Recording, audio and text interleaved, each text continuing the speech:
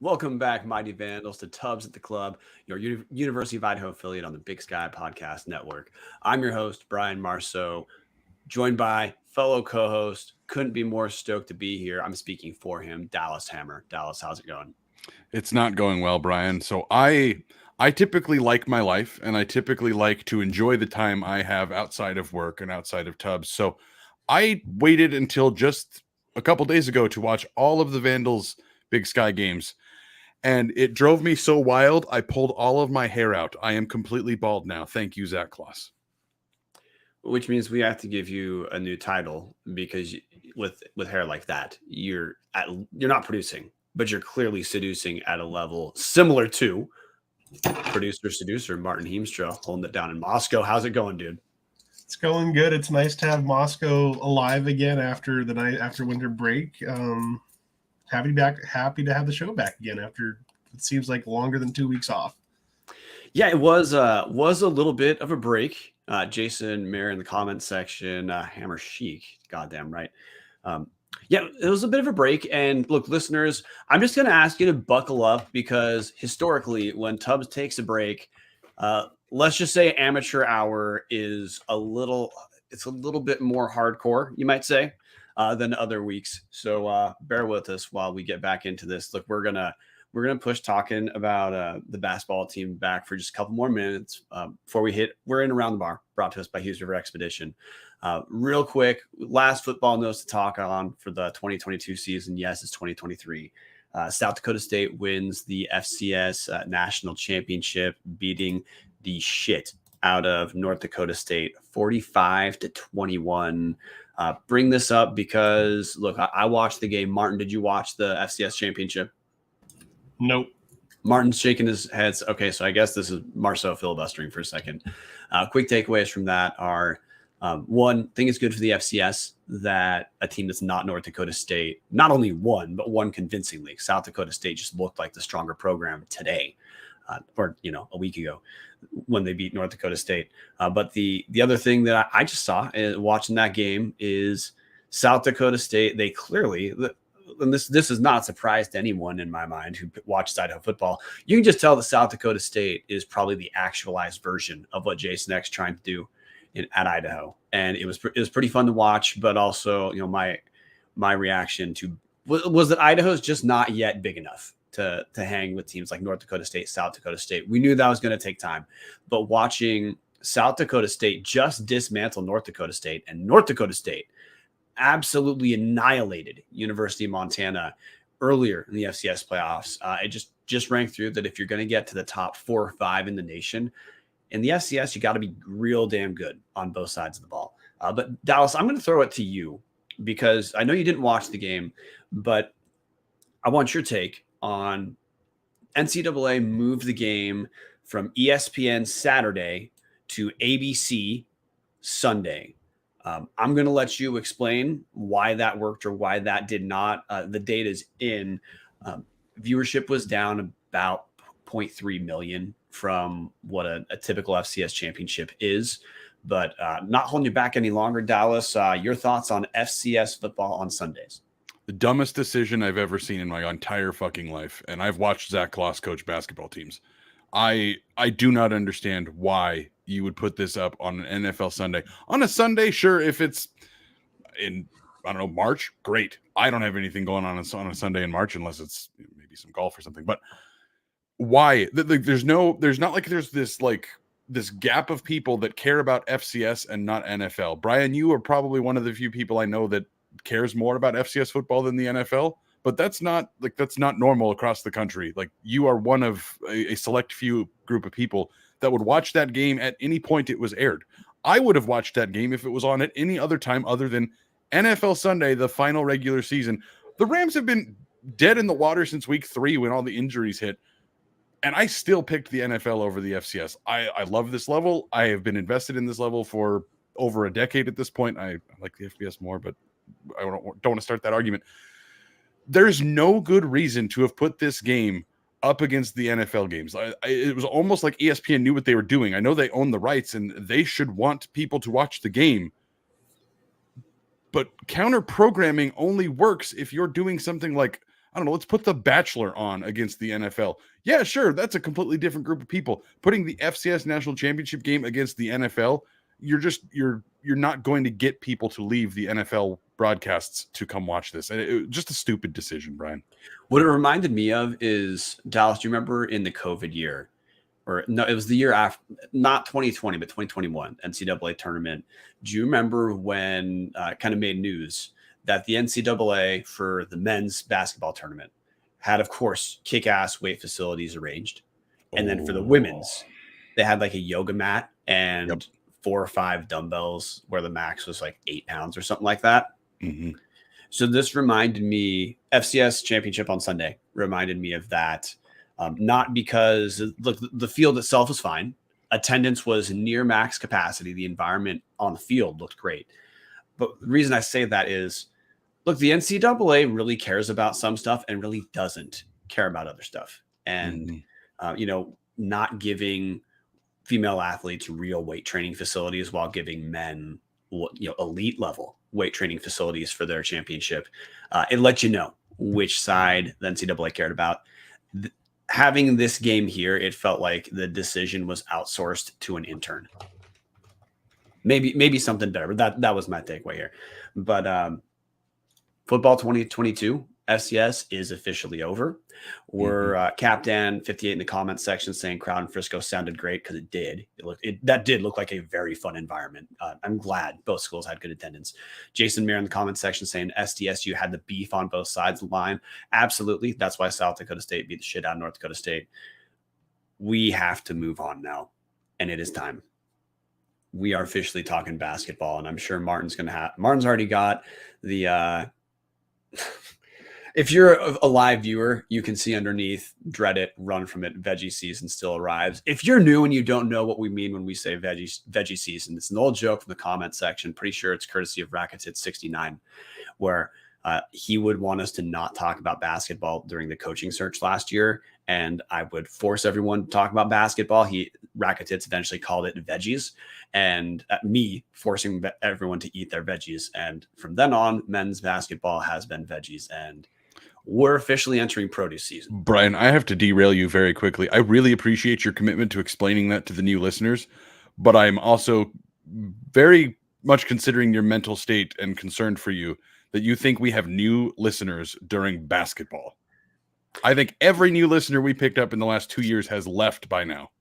That's reasonable, but and again, like, everyone knows we're just trying to not talk about basketball. We've had dudes in the hashtag OnlyTubs Discord, join at patreon.com/Tubs the Club. We've had people ask, hey, like, I think it's funny, but what in God's name does veggies come from? That's what it comes from. So look, we now have to actually talk basketball, and I'm going to put Dallas on the shelf for about more than 10 seconds. So got to run through. We're about halfway through the men's basketball season. Right now, Idaho sits at 6-11 overall, 4-11 against Division I teams. Very, very basic rundown of how the season's gone. Idaho opened up the year losing at Denver, 68-63. Idaho did not pick up a Division I win until their 6th D1 game of the season, 7th total game of the season. That's against Pacific on November 25th. That was an 84-81 win. So I'm bringing that up because Idaho opens with a lot of D1 losses, losing at Omaha, at home against Cal State Bakersfield, at home against Utah Tech, at Cal Poly for the win at Pacific.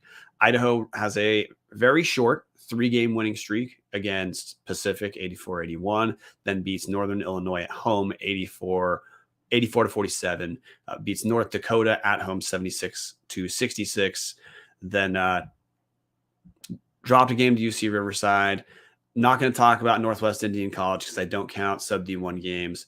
Last win of the season came on December 19th at Cal State Northridge, 76-73. And since then, Idaho cruised into the close of out-of-conference schedule and the beginning of the conference slate on a 6-game losing streak. That's 5-game losing streak. Most recent, and we're Idaho's own foreign conference play with losses at Montana State 72-58, at Montana 67-56, at home against Sacramento State 85-83, and at home against Portland State last week 74-58. All of that is to say things are not going that well on the season. But got to keep in mind here, Idaho's strength of schedule is catastrophically terrible to land at 4-11 right now. Idaho has the 341st ranked strength of schedule in the nation, so the 341st worst schedule out of 363. Non-conference, they're number 345. So look, that's the macro on the season. Clearly the season's not going well, so this part of the discussion is going to be short. Dallas, I'm going to bring you back in. What's gone well for Idaho basketball so far? Isaac Jones, to me, is about the one thing that has gone well for Idaho basketball. It is so extraordinarily unfortunate that Idaho is yet again completely terrible, and we're going to get into all of those reasons, guys. I've got a bunch of quote unquote fun stats, fun like a brain aneurysm. Isaac Jones might be the best Vandal I've ever seen since I've been covering this team, and since I've been a student, since I've been between Tubbs and student when I was in the media.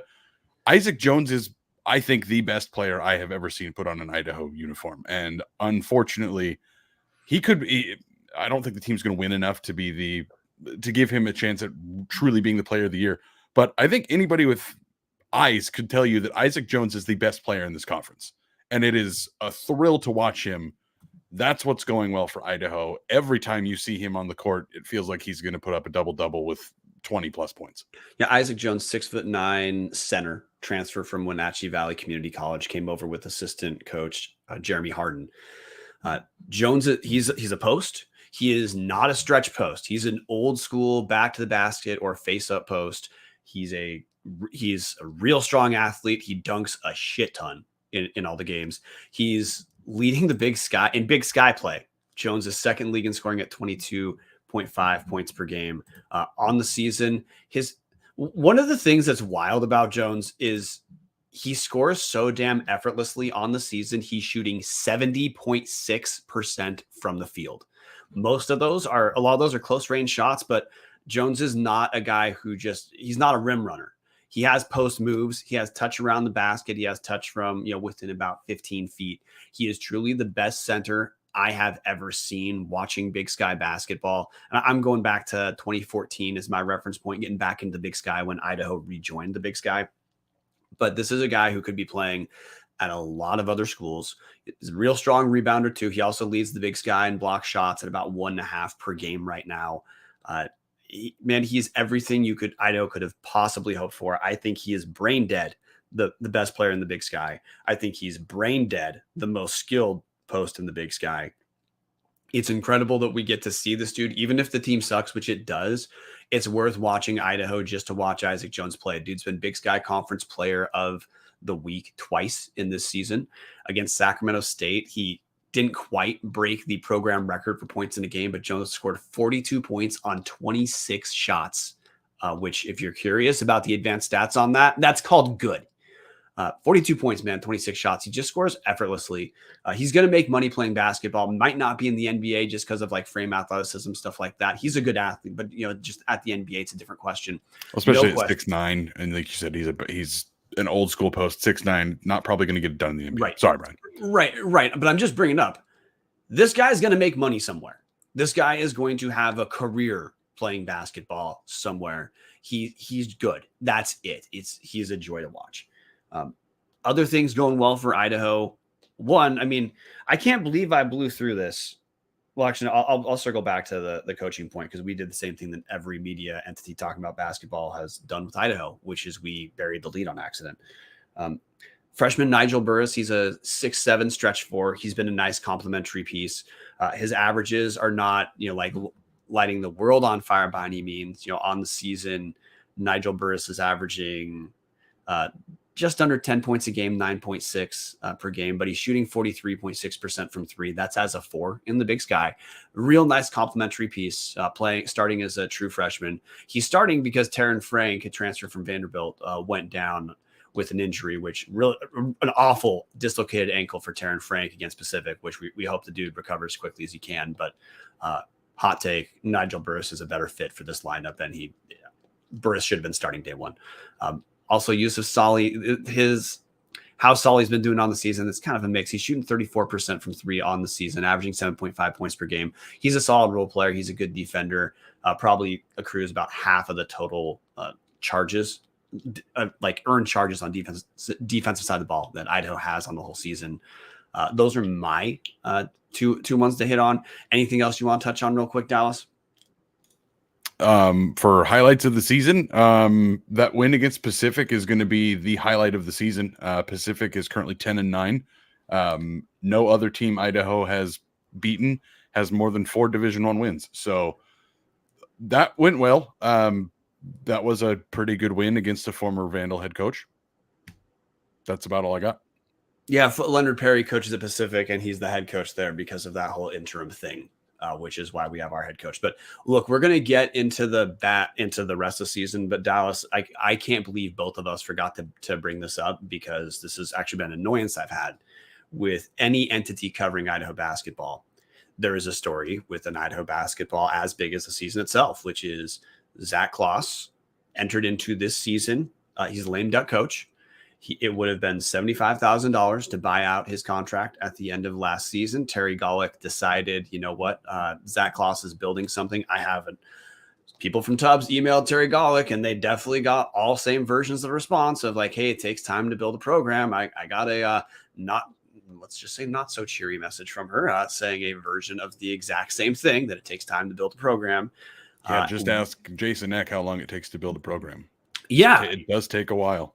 Yeah, Zach Kloss in his 4th year on the sidelines for University of Idaho, 3rd full year as the official head coach, but he's been the guy calling the shots for 4 total seasons. Last season, Idaho picked up, I think 9 D1 wins last year, Martin? Or was it 7 D1 wins last year? I think might have been 7. Brian, don't forget to talk about his resume that they shared on a broadcast. Oh, good Lord. Sorry, burying the lead, not burying the season itself. Yeah, I took a picture of it. Look, it's hard to, if you're writing any sort of PR for Idaho, Kloss just gives you nothing to work with. Martin's talking about a screen capture I took from the Sacramento State game, where it ran through Kloss's background, and it alluded to his time as an assistant coach without acknowledging Kloss was an assistant coach. Said in Idaho's first 3 seasons with Kloss, the Vandals averaged 20 wins per game, which is true when Don Verlin was the head coach. Martin's putting the clip up there. Look, Tubbs of the Club has been clear that we've been out on Zach Kloss for a very long time. And we've been clear that if you have a brain, you should have been out on Zach Kloss for a long time. Terry Golick seems to disagree. I got to jump in here, Brian, just to make sure that we hammer this point home completely. Zach Kloss has never won double-digit games in a season. He only won 9 games last year. 7 of them were Division I. Good God. Had to correct that stat there. When you gave him credit for almost 11 wins, he didn't even reach 10. Okay. 7 D1 wins last year. Idaho's at 4 D1 wins this year. And the COVID year, the weird season, Idaho picked up a single D1 win. So anyway, look, Kloss is essentially has to be coaching for his life if Terry Golick wants to remain a legitimate figure as an athletic director. Well, I hope he's not coaching for his life, because buddy, you're going to need some help. Well, he's a lame duck coach. And that's why I say, like, this has been buried in my mind when other entities talk about this. I don't know if it's uncouth to reference, dude's a lame duck, but he is. And this is where we're at. So now, Dallas, maybe the more fun part for you, you've been on the shelf a little bit. Sorry, I got one good point too before we hit here. Devontae Moffitt's averaging about 17 points per game. We're going to hit on him in the other part as well. He's a transfer from Seattle Pacific D2 school. Moffitt's a strong athlete. He can penetrate well. He's been able to score. He's not a shooter, but he can score. Moffitt has had moments where he's looked strong, but we're going to probably hit on Moffitt in the next section as well. Not trying to call out players, but just talking about what's happened on the season. Dallas, what's not working out well? Everything is not working out well. Let's just be frank. Not Taryn Frank, unfortunately. Hopefully he heals up, but nothing is going well outside of Isaac Jones. Brian, nothing to me is going well. This team is a complete joke.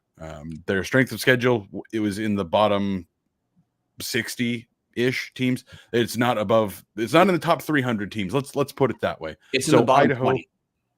It depends on some people. I've seen it rank differently, but essentially, yes, it is a bottom 25 strength of schedule, and Idaho has, again, 4 Division I wins. Offensive rating, if you look at some of their the raw stats, Idaho's offensive rating is actually 40th in the entire country, but that's because of the strength of schedule. When you adjust that down to the quality of the opponent, it drops down to 226th.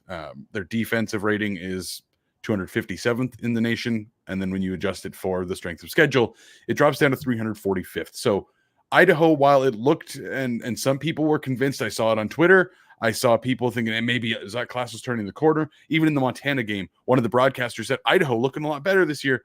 No, Idaho looked better because they played a bunch of weaklings in non-conference to make themselves look better.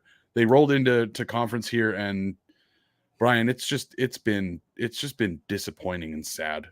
Idaho is allowing people to shoot 40.5% from 3-point range. It's the 4th worst percentage in the entire country. Zach Kloss spoke at the beginning of the year about how they didn't need to make any defensive changes, and the issue was that the players that were here weren't trying hard enough, and that he finally had the right group of guys in here to really commit, because defense is about energy and commitment. And here, Idaho. Can I jump in real quick? Go for it. You'll jump right to your point. There was a question from Peter Harriman at the first press conference of the season, asking if Kloss felt the issues from last season were strategy or personnel, and Kloss said personnel. He did not acknowledge any strategic issues. When he talked specifics about, if you can use that term, about what Idaho needed to do better, it was vague stuff like rebound and like get guys who'll commit to playing tough defense. It was it was clear the bus was pointed at the roster from last season. Now, hey, if that's what you believe, Idaho has essentially an entirely new roster, which we've already talked about some of the dudes. That's what Dallas is getting at. Take it away. And last year's roster was an entirely new roster from the COVID year. We're just seeing the same thing repeating over and over and over here. And that's why it happened during football season. And I know the few people that are listening probably heard it. I ripped into Zach Kloss every chance I got during football season, because that pissed me off. Like, I know I occasionally harp too much on a player, and that's something that I go back and listen to these shows and okay, look, they're kids. You gotta be nicer about this, Dallas. But the coach threw last year's roster under the bus like they were the problem. And then here we go again. It's the same dog shit program that just is not fun to watch, Brian. There's Isaac Jones and there's nothing else. Idaho, this was a really fun stat for me. Idaho is shooting 56.2% from field goal range. 19th highest number in the entire fucking country. And Idaho has 4 Division I wins. That's how awful this team is. Whoa, hold up. You mean true shooting percentage or effective field goal percentage, correct? On the season, yes, Idaho, sorry. Their straight field goal percentage is 48. I missed a word there. Their effective field goal percentage is extraordinarily high. And no, I was correct. Sorry. Their percentage of 2-point field goals only. Sorry. Okay. Not 3-pointers. Take the 3-pointers out of there. From 2-point range, again, my notes here are scattered, guys, because I hate this team. 19th in the country from 2. Now, 3-point range, obviously shooting one of the worst 75 in the country. But Brian, I just don't understand how anybody can watch this team and think Zach Kloss is the guy that's supposed to be in charge. Yeah, one thing I want to hit on defensively before talking some of the offensive numbers is this team is bigger than last year's roster. There's some more complementary pieces. It looks like a team of better athletes for sure. Dallas is reconnecting, live viewers if you're curious. But a defensive efficiency on Ken Palm, which that's an analytic metric. We don't obsess over just the accrual of stats. It's of course eye test and stats at the exact same time. But defensive efficiency for Idaho this season, Idaho is the 345th worst defensive team in the nation, which is honestly virtually identical to their rankings in the last couple of years. Last season, Idaho finished at 347th. By the way, that was against a much harder strength of schedule than this team's played so far. In the COVID year, that team, the COVID year team, which was the worst Big Sky team in the 21st century based off scoring margin, that team defensively was the number 349. So Idaho, truly, there's been no difference defensively over the last 3 seasons that in terms of being able to actually put up stops when they need to. But I guess the more disappointing thing has been, look, you got to throw some of the macro stats for Idaho out the window when you're talking on the offensive side, because scoring over 120 in both the sub D1 games really pumped their overall offensive numbers up. Outside of Isaac Jones, and Isaac Jones is an elite, very good offensive player, Idaho offensively is not very good. They're averaging 69 points a game on the season, minus those D2 games. They're averaging 61 points per game in conference, which is worst in the conference overall. And look, the reference point here is Idaho is worse offensively than they were last season, minus Isaac Jones. They're averaging 5 points a game less right now than the Vandals finished last year in conference. Well, they're allowing a little bit fewer points, but also playing a little bit slower pace. They're down to 72 from 80.8 last season. But like in a macro picture, their defensive output is maybe minuscule better, but they're offensively they're worse. And now eye test, it took half the year to even get Isaac Jones to be the focal point of the offense. Devontae Moffitt was clearly the guy Zach Kloss wanted to run things through for much of the out of conference. You could see that with the gigantic number of high pick and rolls that Isaac Jones and Devontae Moffitt would run together, which were mostly designed to get Isaac Jones out of the way, because Isaac Jones is he's not a guy who sets these menacing screens. That's just not who he is. And he's not a catch and shoot player. Jones is great around the basket, but pulling the dude out for high pick and rolls does not seem to me, is not close to the best use of a guy of that talent. Well, it took until the Montana game. That's one of our last 3 games before Idaho was really committing to Jones as the number one guy to go through. And of course, his stats have been great since then. But earlier, that was not the guy Kloss wanted to go through. And minus that, now that shift of figuring out, hey, let's go to one of the best players in the nation as our top scorer.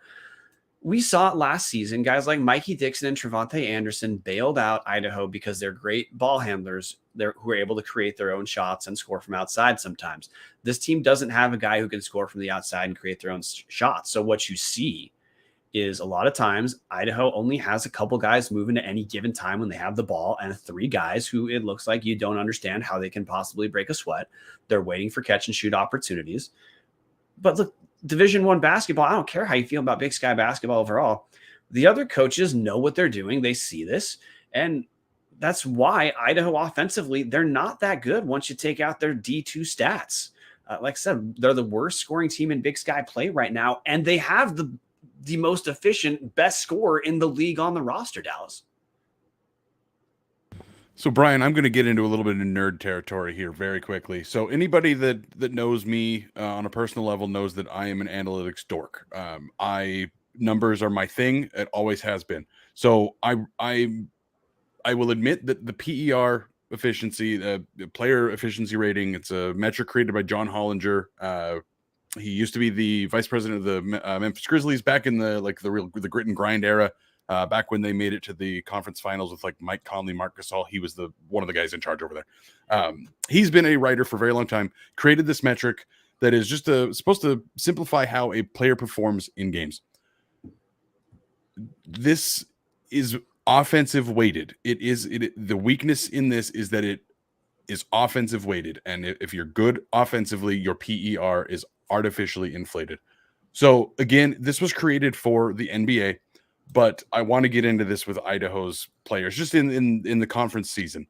Isaac Jones has a PER of 41.1. Anything 35 or higher is considered an all-time great season. This was an NBA metric. In the NBA, if you can get a PER of 35 or higher, you're having one of the best seasons in the history of basketball. And then it kind of trickles down from there. So Isaac Jones in 4 conference games, 41.1 PER. Very obviously the guy that makes everything happen for Idaho on the offensive end. The next highest PER on this team is Nigel Burris with 11.9. An 11.9 PER rating is considered somebody that should not be in your rotation. Third highest PER is Devontae Moffitt. Devontae Moffitt's 9.6 is considered fringe roster player. And every other player below that has a PER so low that it registers as not able to play in the NBA. Now, obviously, I mean, when you adjust that down to college, like basically what the PER is telling us is that there's one guy that's having an incredible year, a couple guys that are like, yeah, roster good, and everybody else just doesn't belong out here. That looks bad on those kids, but it's not their fault. If you watch this team, it's literally Moffitt brings the ball up the court, 3 guys stand around, they do a pick and roll with Jones, and Moffitt will eventually either throw it to Jones, who, if he's double teamed, sometimes passes out, sometimes scores it. He's good enough, he can just kind of score on a double team at will.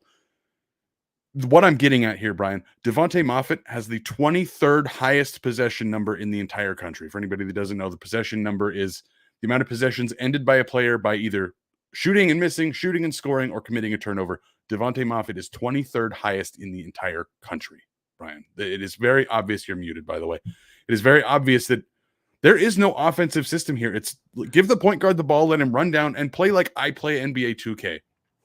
Pick and roll. Didn't work. Pick and roll, didn't work. Pick and roll, didn't work. Bucket, throw up the 3, didn't work. Go back to the other end of the court. It's a disaster, Brian. There is no offensive system here. They play a play once or twice, but like you said, all you see is guys like Solly Smith and let's say it's Trey Smith or Dom Ford or Nigel Burris, whoever is the 5th person out there, standing around while D. Moffitt dribbles around until somebody decides to throw up an awful shot. That's all you see out of Vandal basketball right now. Yeah, when Jones gets touches, of course, he creates his own shots down low. And Jones has been a solid passer out of double teams. Some teams have kind of varied what they're going to do against Jones. Like Sacramento State did not really double. They had a 7-footer who they thought could handle Jones, and that did not work. But Sacramento State won. Montana sent whoever was guarding Devontae Moffitt to double Isaac Jones, regardless of where Moffitt was on the floor. So look, teams are doing different things. Idaho clearly, whatever motion type of offense Idaho might have, it doesn't. You don't see a lot of motion on the Idaho side. And what Dallas is talking about is, it honestly seems like Idaho they call plays. And you'll see some actions, but a pretty common play, especially if Jones is out with foul trouble, is high pick and roll for Devontae Moffitt, and not a huge amount of movement otherwise. Sometimes they run some plays to get Moffitt in the post, which is maddening when Jones is on the floor, but whatever. Earlier in the season, one of the actions that Idaho used a lot to get Jones better position was to actually have Jones set back screens in the key, which created some confusion, gave him that extra, split second to get to his position. That has not happened nearly as much over the last, 4 or 5 games or so. But I don't really disagree with the basic point of, if you watch Idaho, you can see there really isn't a lot of motion. There's clearly a strategy, but it's one that I say strategy, Dallas, because like you see the pattern of there'll be a couple guys involved in a play and 2 to 3 guys standing, and that's repeated over and over and over. So like that is an offense, but it's a strategy that's clearly dumb. And it's clearly not benefiting Idaho that much. Like I said, they're the worst scoring team in Big Sky play right now. And the Vandals have the most efficient scorer in the Big Sky, which is pretty damn impressive to land on there. One last thing about the offense, Brian, just another, again, I'm a stats dork. Idaho's assist to field goal ratio is 45.3. It's 312th in the entire country. So it's very obvious when you look at the stats and obviously what you're watching, it all lines up. Like you're saying, Idaho's, there's just no motion. It doesn't look like a team sport. Like, not to say that the Golden State Warriors should be how every team plays basketball, but watch a Warriors game. I know they have Steph Curry, who should end up going down as one of the 20 best basketball players of all time, but they're constantly moving the ball around and running around trying to get open. And Idaho, I'm not expecting one of the worst schools in Division I to run an offense like the Warriors, but I feel like you could take some sort of example of, well, fuck, this hasn't worked for years. Maybe we should try to change the system that we have. Sorry for man. Brian. Yeah, no, I don't disagree with any of that stuff, man. One of the things that we've also seen, and this is not shocking to me, but it's kind of disappointing, is Rashad Smith was a returner who, a lot of people had pretty high expectations for Rashad Smith. He was number 3 scorer on the team last season. He was one of the few guys who did not transfer, and he's just not getting the same type of looks that he got last season, where look, Mikey Dixon, Javonte Anderson at times, probably took some shots you wish they didn't, but those guys did create, their penetration made the defense collapse, and that kind of made some easy kickouts for guys like Rashad Smith. It's the kind of having your offense be run by your primary ball handler, where those guys are your top scorers. It can cover up a lot of, let's say, systemic deficiencies you have.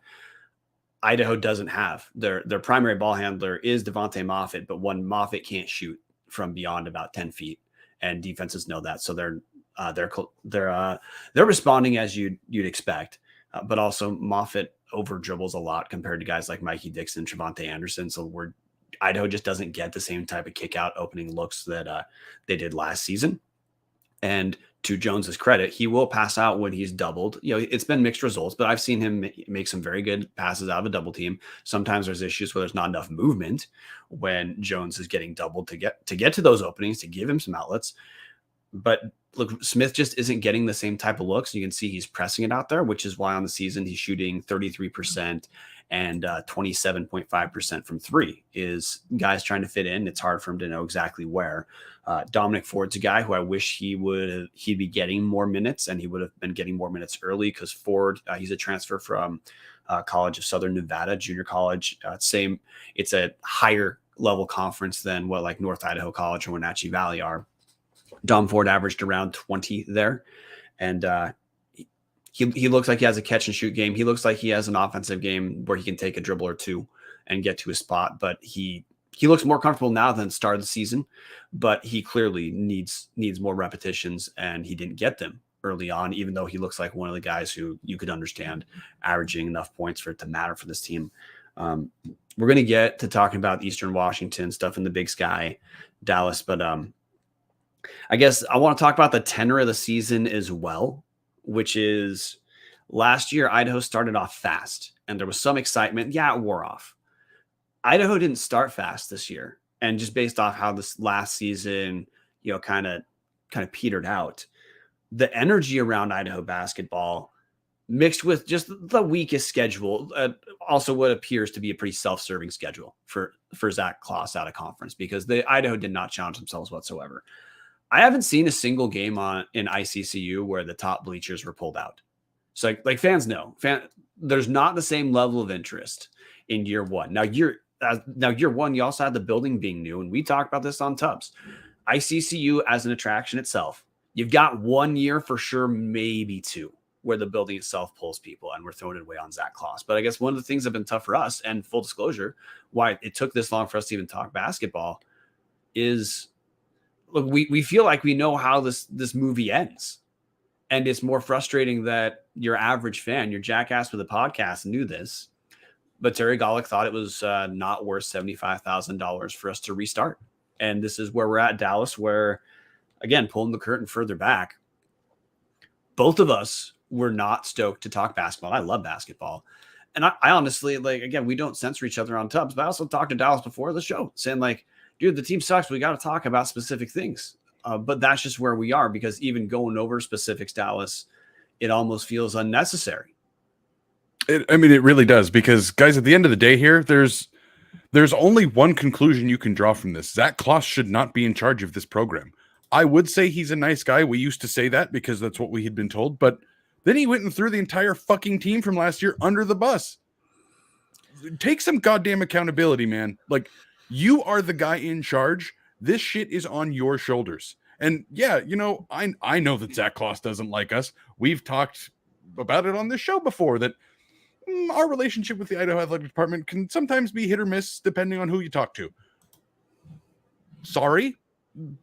We're calling you out for not holding yourself accountable, not having any true standards this program is living up to. Brian, you said that this program, they started hot. I think you said last year they started hot. They didn't start hot last year. They had one win in non-conference that mattered. They had South Dakota State. They had some fun games to begin with. Okay, I will give you that. They had some games that, the Fresno State game that I think was a 7 or 6 point loss. The Long Beach State to open. Overtime Long Beach State. There were a couple to start there, but the end of the day, the results were that team won 71 games, and most of them were in conference. I don't think Idaho's going to win as many conference games this year. I think this is a worse team than last year. I think if Isaac Jones wasn't on this team, I could see this team going 1 win or 0 wins, just like they did in the COVID year. And here we are again, year 3 of Zach Kloss's contract, year 4 in charge. and we're talking about the same thing where we're trying to find ways to talk about this team and make it engaging and make people care. But this is the least viewed show that we're going to have this year. It always is, because nobody cares about this team. I don't care about this team. You couldn't pay me to go down to ICCU right now. No lie. You could not give me a free ticket and give me $100 gift card. I would say, no, I'm not driving 2 hours to watch this shit. I can watch this on home. I can, like, we have this incredible new arena and we're just pissing it away because Terry Golick decided Zach Kloss is the guy. Have you ever seen basketball, Terry? This is not rocket science. This is pretty easy to tell. This shit is not working. Yeah, Idaho, I got to correct myself, guys. Idaho is not the worst scoring team in the Big Sky. They're the second worst in Big Sky play. 63.8 for Idaho, 60.5 for Northern Arizona. That's the bottom. And it's a pretty big drop off from number 9, Idaho, to number 8, Northern Colorado, 71.3. Idaho has the second worst scoring margin in the league at negative 10.8 in conference play. And I got to bring this up. Isaac Jones on the season, dude is shooting 67.8%. This is conference only. So Jones is shooting 67.8% in conference play. He has the most field goal attempts of any Big Sky player in Big Sky play. But Idaho as a team is shooting third worst in the league. They've got a guy without Jones. They're easily bottom of the league offensively. It's not close. And then just defensively, look, they're not that different. They're very similar result wise to the last couple seasons. So yeah, this is where we're at. And look, I want to talk about the Portland State game. That's the most recent. Idaho lost that by 16 points. That was the last Saturday game. There's no Thursday game this week. Idaho will travel to Eastern Washington. And I'm sorry, Dallas, to say this. I'm probably going to that game. I hope you have a lot of fun. One of my close friends is about to take a job replacing Dave Cook. I mean, Dave Cook retired a couple years ago, but replacing Dave Cook as the sports information director at Eastern Washington. And if he gave me a sideline pass to that game, or a courtside pass to that game, I would tell him to go fuck himself. You couldn't convince me to go watch this. So anyways, I'm not coming. Brian, the one thing I did want to point out, I want to talk about the future of this team over the rest of the season. Do you think there's any chance that this team gets to 8 wins? Do you think this team gets to 10 wins? Where do you think the barometer is? What is a realistic end win total for Idaho this year? Man, that's rough. Because let's just hit the Big Sky for a couple seconds. Weber State, it's a down year. Northern Arizona sucks. Northern Colorado, they can score all right, but like defensively, they're a dumpster fire. So there are a few wins. I think getting to and now, do you mean D1 wins or total wins? I want to hear total wins. We're at 6 technically. I want to hear what you think Idaho's just the end. I know that you and I take the D1 wins out because they mean nothing, or the D2 and D3 and NAIA and whatever the hell no offense to Northwest Indian College, but whatever the hell Northwest Indian College plays in, those don't matter, but they do reflect technically on the record. Oh, man, dude, this is pretty tough. I think 10 is feasible. I think like 10, like, hey, Kloss could set a record for number of wins one of his teams has, because I do think that Jones is going to win a couple games on his own. Because I got to stress, guys, Jones's 42 against Sacramento State was pretty effortless. The dude has moves, the dude has footwork, the dude has athleticism, he's got touch. I honestly don't understand how he's not. I understand he's not averaging 30 points a game because Zach Kloss has been shitty about reacting to defenses to get Jones better looks. Specifically, like if teams are packing the paint or doubling him when he touches the ball, he needs to face up more. Jones has a face up game, but I think Jones himself is going to win a couple games for Idaho. So I'd probably say around 10, because there isn't a post. Jabril Bello is the only post who can kind of physically match up with Isaac Jones. And that's only if Idaho continues to be dumb next time they play Montana State and does not allow Isaac Jones to face up on Bello from about 15 feet out. So yeah, I'd say 10. Brian, I'm going to go with you're going to be shocked here. I'm going to say Idaho wins 2 more games the rest of the season. I think so. Portland State, by the way, anybody that watched the Portland State game just last week or last weekend, Portland State fucking sucks. Portland State's not a good team. They're mediocre. I mean, they're the most top 5 Portland State team they could possibly be. Yeah, they do a lot of okay things and nothing very good. Yeah. Portland State gave everybody the blueprint to beating Idaho. I mean, hold on. Blueprint is putting it strongly. It's a cave drawing. The cave drawing that it took to beat Idaho was run in transition and press the shit out of them. And Penn State, Jesus, Dallas, Portland State took a 36-34 lead. Lead went back and forth a couple times there. That was right when Penn State, or Jesus, I did it again. It's been a long night. Portland State, whew, my goodness. When Portland State decided to press Idaho, the game completely fell apart. And to me, the Kloss didn't make any adjustments. I mean, not the Kloss has ever made any adjustments to begin with. Shout out to Tom Kendall pointing that out, that it just sucks watching Tom here saying, it is so tough to watch Idaho when there's hardly zero coaching going on at the top. Very few set plays, terrible substitutions, can't break the press, etc. Portland State gave every single team in the nation the cave drawing of how to beat Idaho. If you press them, they have no idea what to do. The coach doesn't know what to do. Jones is phenomenal, yes, but if you press them full court, if you went 10, 12 deep and just full press the whole game, you would destroy Idaho every single time out. Brian, I'm looking at this. I see Idaho beating Northern Arizona at home, and the Weber State, Idaho State at the end of this month. I think Idaho splits that, and outside of that, I think Idaho loses every other game the rest of the year. I know Weber State is in a down year. Idaho State is on the way up, but they're still Idaho State. NAU's not very good. I think they win 2 games out of the 6 to go that they have against those schools, and that's it. And every other game is going to be ugly.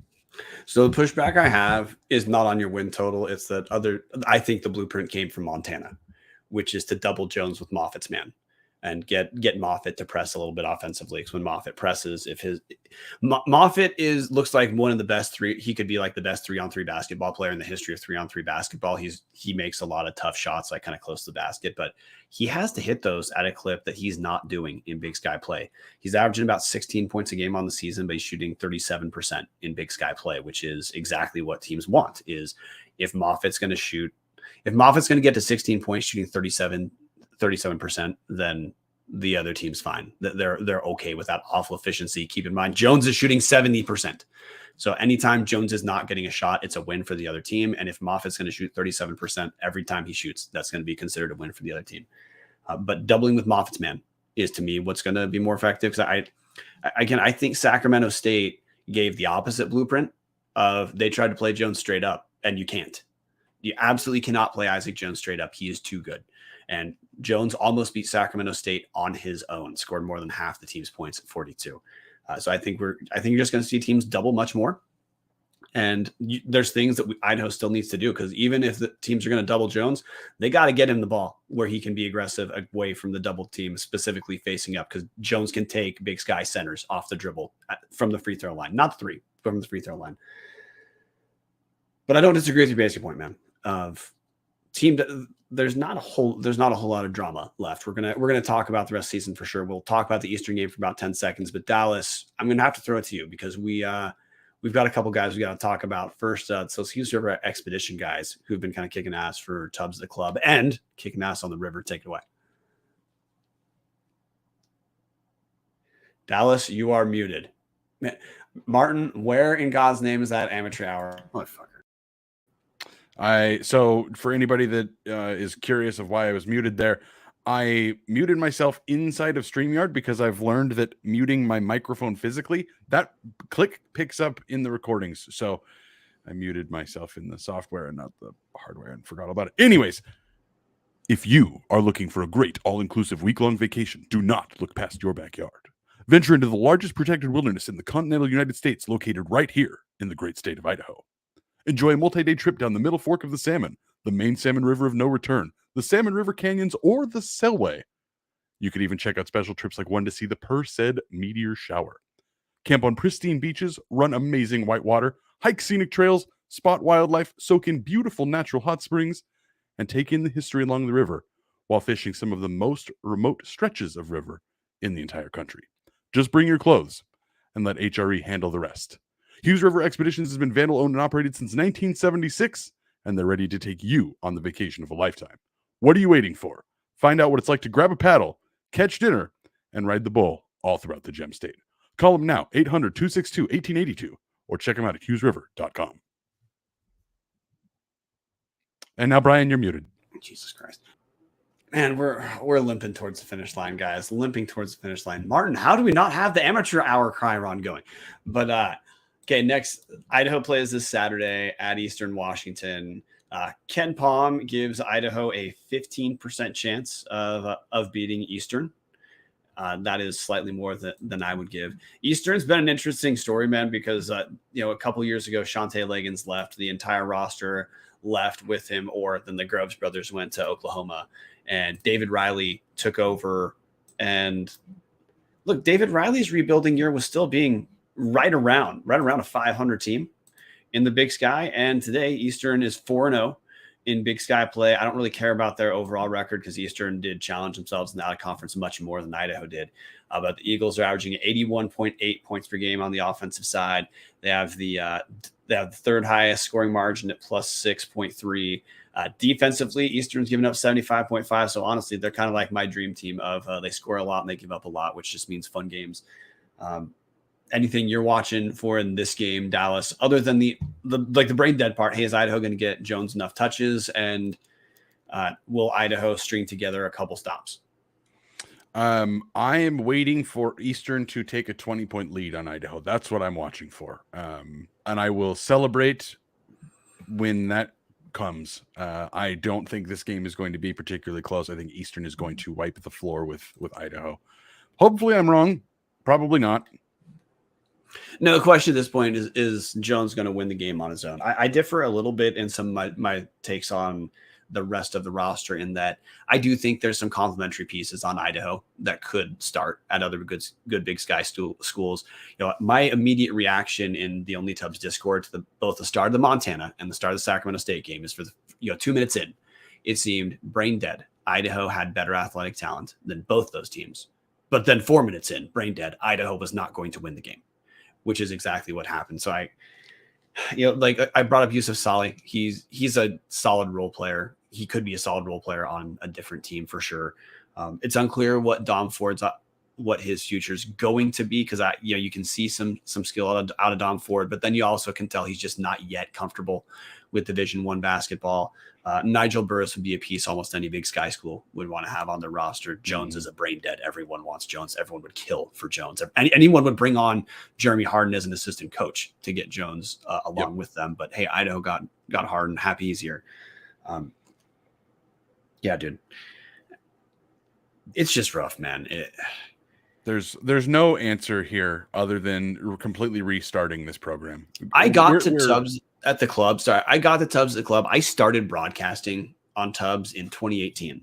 It was when I loved that a football show existed for Idaho. I was pissed as hell about the Petrino stuff, but at least someone was talking about it, and that's what I needed. And I wanted to talk Vandal basketball. Nothing existed. So I pitched the idea. Chris was running the show at the time. I pitched the idea to him, and I ran the men's basketball shows solo. That's how into basketball I am. And that was back when we actually edited the shows. Mm-hmm. We weren't that comfortable talking live. So there was a lot of labor that went into those shows to start with, but that's my interest in basketball. It's my interest in Vandal basketball. Man, I'm struggling like everyone else to get into the games, because this is just what Idaho basketball is. Zach Kloss needs to go. Zach Kloss needs to be fired. He should have been fired last year. He should never have been given the job. That's just where we're at. Mm-hmm. So I guess my one takeaway is I do get joy watching Isaac Jones.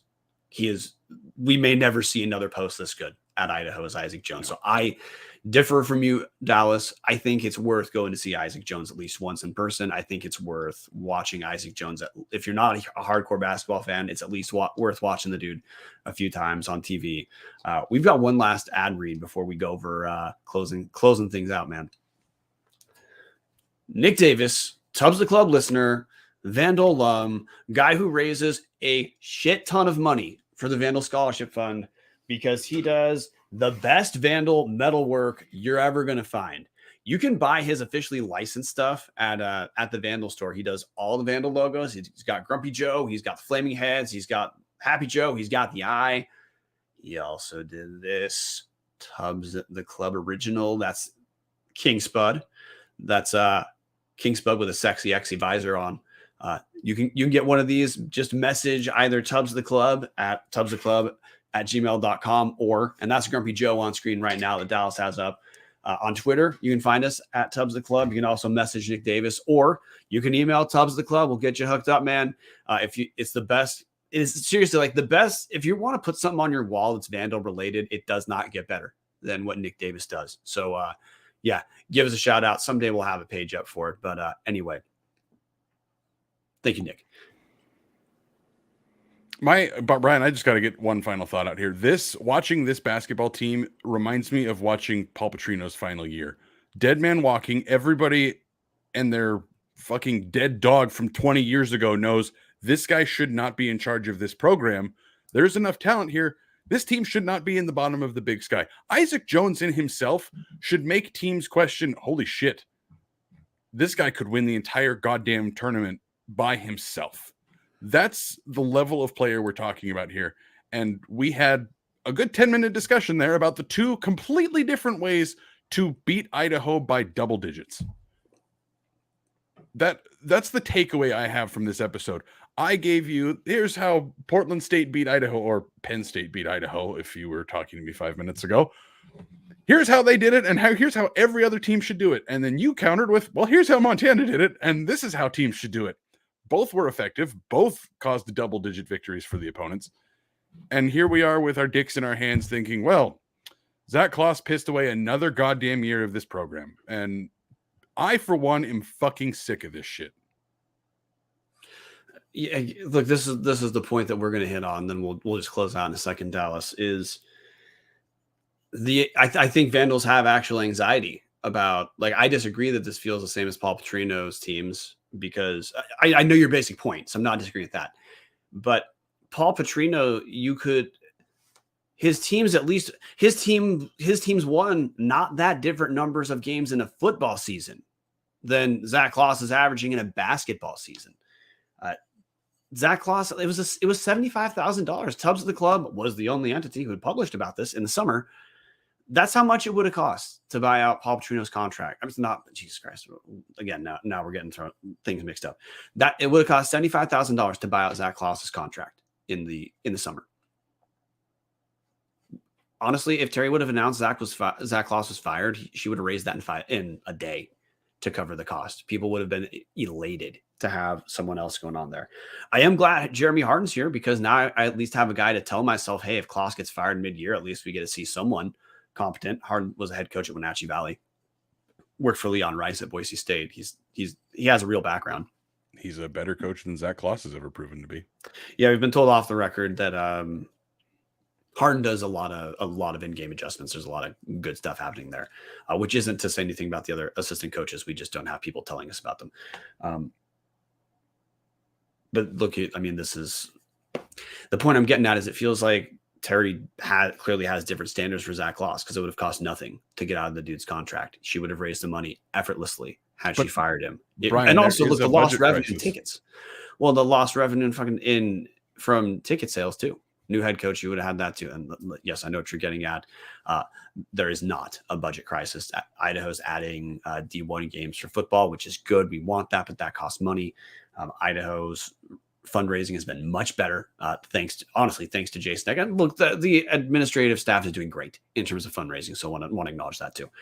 They're doing much better with outreach to on the administrative side, not just the coaches. So, like, there are things the administration is doing well, of course, but this basketball thing is really upsetting to a lot of people who care, and most people react by doing the opposite of us, Dallas, is they just turn off.